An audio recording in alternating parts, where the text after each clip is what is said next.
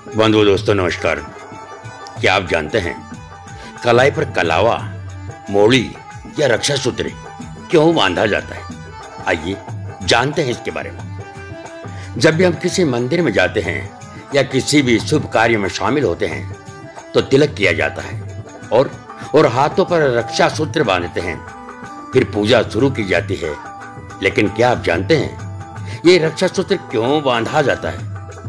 इसे रक्षा कवच के रूप में भी शरीर पर बांधा जाता है। पौराणिक कथा के अनुसार बताया जाता है कि इंद्र जब वृत्रासुर से युद्ध करने जा रहे थे तब इंद्राणी शची ने इंद्र की दाहिनी भुजा पर रक्षा कवच के रूप में कलावा बांध दिया था और इंद्र इस युद्ध में विजयी हुए और उसी के बाद से ये रक्षा सूत्र बांधा जाता है।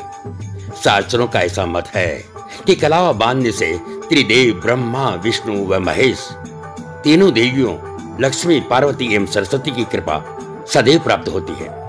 ब्रह्मा की कृपा से कीर्ति, विष्णु की अनुकंपा से रक्षा बल और शिव दुर्गुणों का विनाश करते हैं।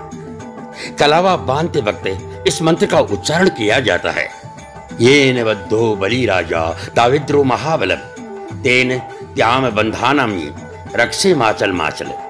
कहा जाता है कि हाथ में कलावा बांधने से मनुष्य बुरी दृष्टि से बचा रहता है, क्योंकि भगवान उसकी रक्षा करते हैं। और इसलिए हाथों में मोली धागा बांधने से मनुष्य के स्वास्थ्य में बरकत होती है। कलावा बांधना वैदिक परंपरा का हिस्सा है। यज्ञ के दौरान इसे बांधे जाने की परंपरा तो पहले से ही रही है। कलावा को हाथ की कलाई, गले और कमर में बांधा जाता है। इसके अलावा मन्नत के लिए किसी देव देवता के स्थान पर भी बांधा जाता है और जब मन्नत पूरी हो जाती है तो इसे खोल दिया जाता है। इसे घर में लाई गई वस्तु को भी बांधा जाता है और इसे पशुओं को भी बांधा जाता है।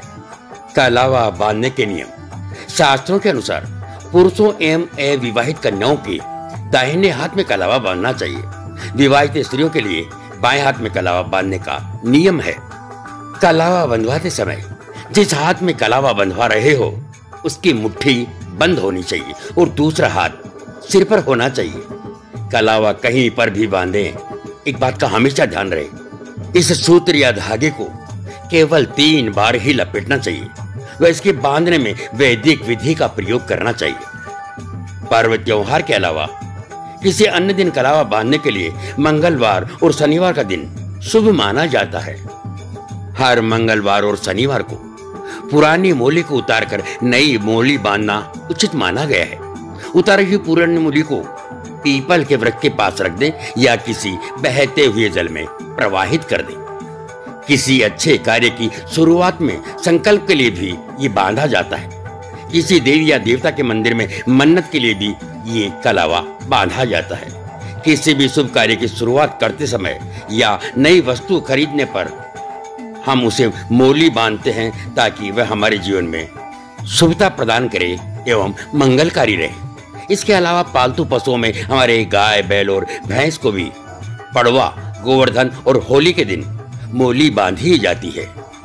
बंधुओं भक्तों, हमारे शास्त्रों के अनुसार मोली का बहुत महत्व होता है, इसलिए इसे हमेशा धारण करके रखना चाहिए। कलावा क्यों बांधा जाता है, ये प्यारा सा लेख सविता सिंह जी द्वारा फेसबुक पर पोस्ट किया गया है, जिसका वीडियो रूपांतरण कर स्वर दिया गया है पूरणमल पारिक, जवान भाई। दोस्तों, जानकारी अच्छी लगी हो तो लाइक, कमेंट और शेयर अवश्य कीजिए।